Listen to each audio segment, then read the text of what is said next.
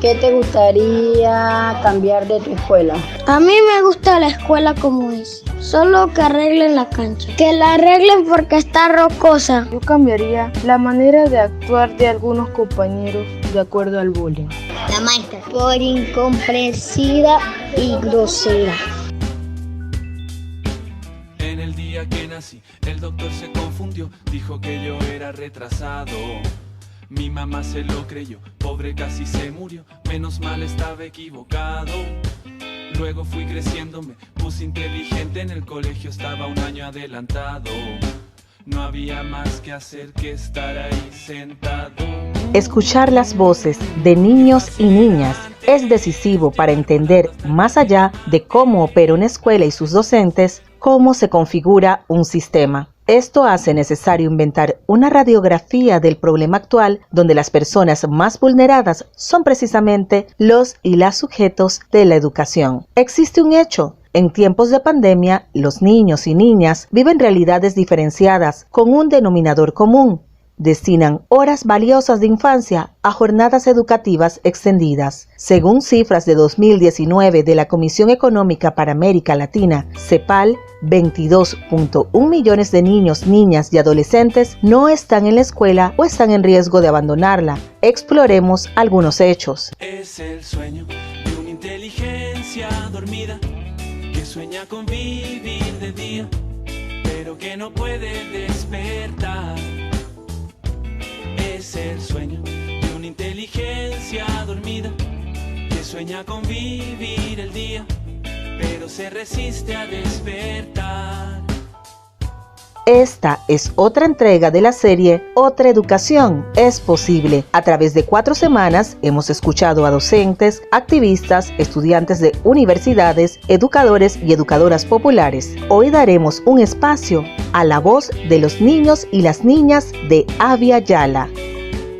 A julio de 2020, según datos de Central America Data, en los mercados de Centroamérica, el interés por servicios destaca la educación a distancia, que reporta un claro repunte, siendo Guatemala, Costa Rica y Panamá los países que registraron mayores alzas en las interacciones. Sin embargo, los medios de comunicación social reportan a diario malestares propios de la práctica de la educación virtual, lo que conduce a pensar que el espejo educativo que se ve desde afuera no tiene los mismos reflejos que lo que se percibe adentro. En América Latina y el Caribe hay aproximadamente 117 millones de niños y niñas y adolescentes en edad de asistir a la educación inicial, primaria y secundaria básica. Sin embargo, 6,5 millones de ellos no asisten a la escuela y 15,6 concurren a ella arrastrando fracasos y señales de desigualdad expresadas en 2 o más años de desfase, grado de edad o rezago escolar. La pandemia en Panamá ha sacado la gravedad de la situación. Es una enfermedad social compleja y no tiene una única causa. Es una práctica usual responsabilizar a les docentes, una población que suma unas 47,000 personas en el sector público. También se responsabiliza a padres y madres en contrasentido. Una mirada a este sector permite explorar que históricamente en Panamá, docentes recién nombrados pasan hasta 6 meses del año lectivo sin recibir un salario. Por otra parte, muchos y muchas en escuelas urbanas y rurales no reciben a tiempo los fondos para materiales didácticos.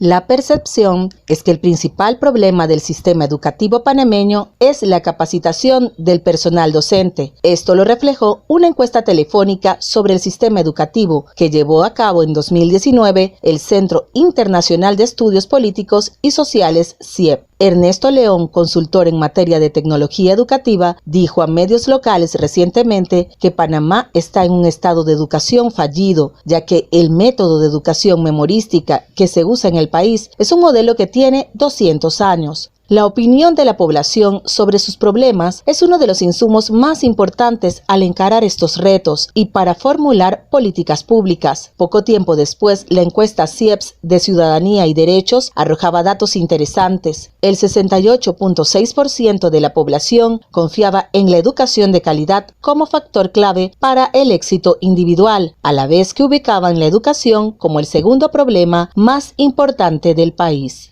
Lo cierto es que existen deficiencias que se han descubierto dentro de los procesos pedagógicos. Adela Paneso, activista y educadora del sector público, da un panorama de la situación. A nivel de las escuelas y colegios oficiales es donde más se observan las desigualdades del sistema en que vivimos.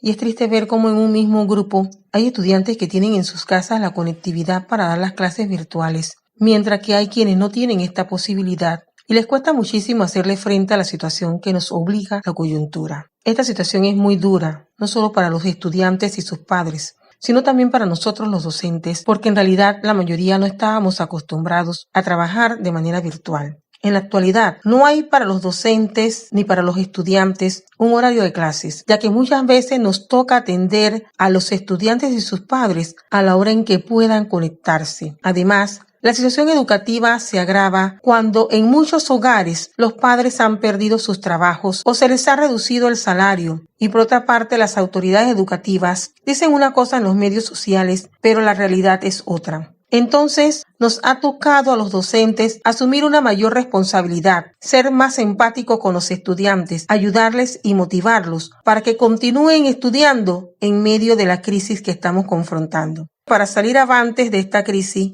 necesitamos trabajar en conjunto los docentes, padres de familia, estudiantes, directores y todas las autoridades educativas.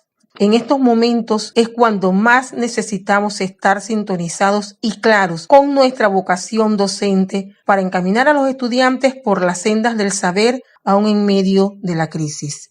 En este mar de incertidumbres existe un consenso en pensar que la inversión en educación es una apuesta por el desarrollo. Panamá, según el Banco Interamericano de Desarrollo, invierte en el sector educativo el 3.3% del Producto Interno Bruto, porcentaje inferior al promedio de Latinoamérica y el Caribe. Ernesto León manifiesta que hace falta mayor inversión, pero se debe localizar bien en las áreas donde poner los recursos. Además, sugiere revisar el currículo, lamentando que el sistema panameño está hecho para asesinar la creatividad de un niño.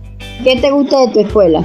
Compartir con los compañeros. Me gustan las amistades. También me gusta que cada año formo más compañeros. A mí me gusta la escuela como es, solo que arreglen la cancha. Que la arreglen porque está rocosa. Tráeme un espejo a ver si puedo reconocer a ese viejo que me está mirando. Antes era como yo, pronto seré como él. Qué fácil era antes llegar volando hasta el planeta Marte, atravesando el cielo en una nave. Modernizar las escuelas es otro de los puntos a tomar en cuenta, ya que Panamá tiene estructuras que parecen de hace 40 años.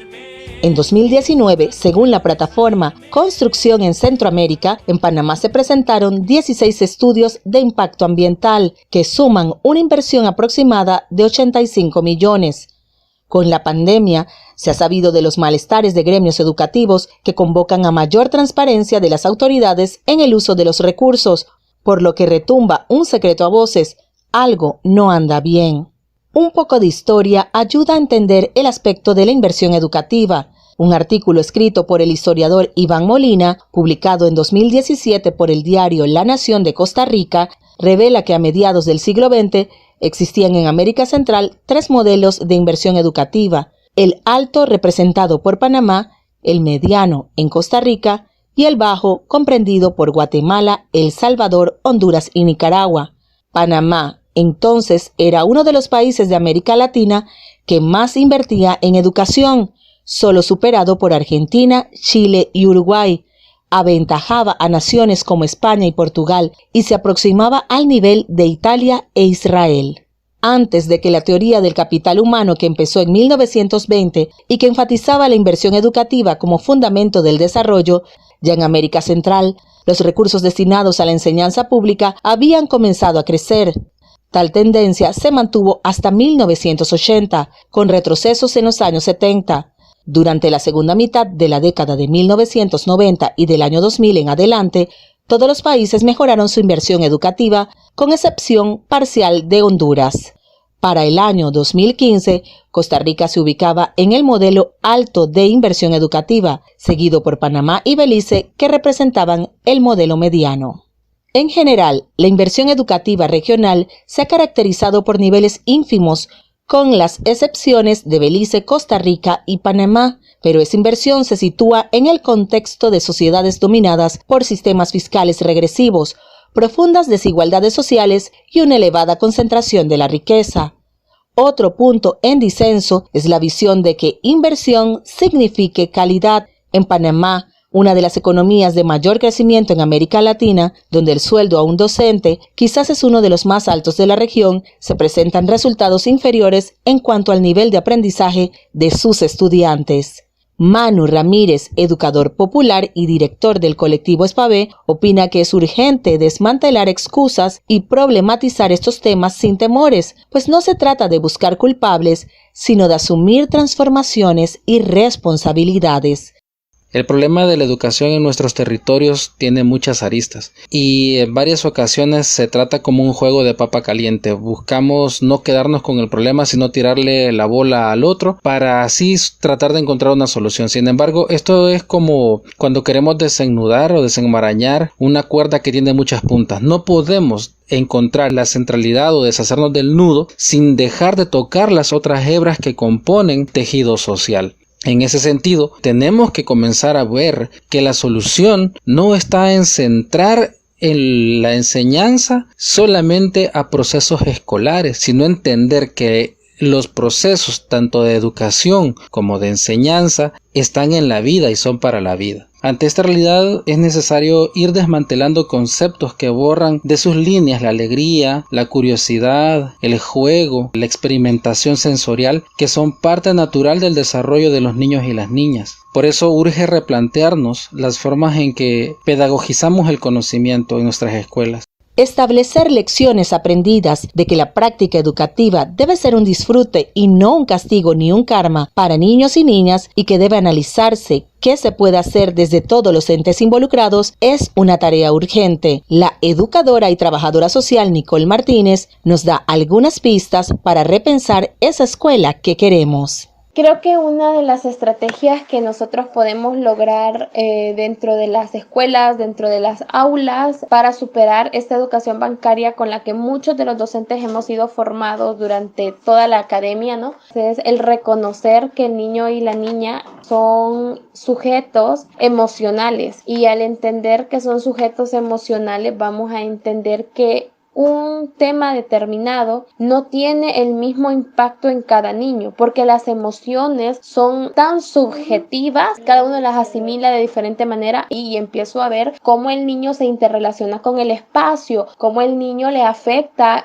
los estímulos en la casa y llega a la escuela y sus estímulos permiten que el niño se desarrolle de cierta manera. También puedo tomar en cuenta la pedagogía, en donde Paulo Freire pues nos reta a cada uno de nosotros a no desligarnos de la historia. Entonces yo creo que una de las alternativas primordiales sí es el reconocer la individualidad de cada uno y no olvidarnos que son los niños y las niñas son un ente emocional. ¿Cómo sería la escuela ideal para ti? Excelente educación, aulas adecuadas. Que tenga piscina, que tenga parque, que esté cerca de una playa.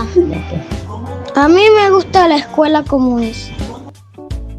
Es importante tener en cuenta que las soluciones a los problemas de la educación panameña deben estar centrados en la mejora de la calidad de los niños y niñas, y que estudiar su contexto y su voz no debe ser opcional. En este momento, mientras usted escucha este podcast, hay un niño o una niña soñando, creando o quizás perdiendo el interés porque nos empecinamos en emplear métodos que no les quedan como seres que sentipiensan.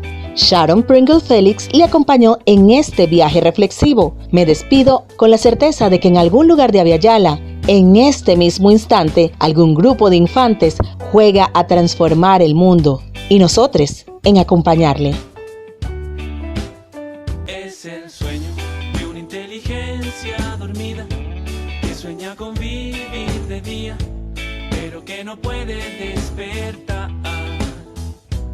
Es el sueño de una inteligencia dormida que sueña con vivir el día, pero se resiste a despertar.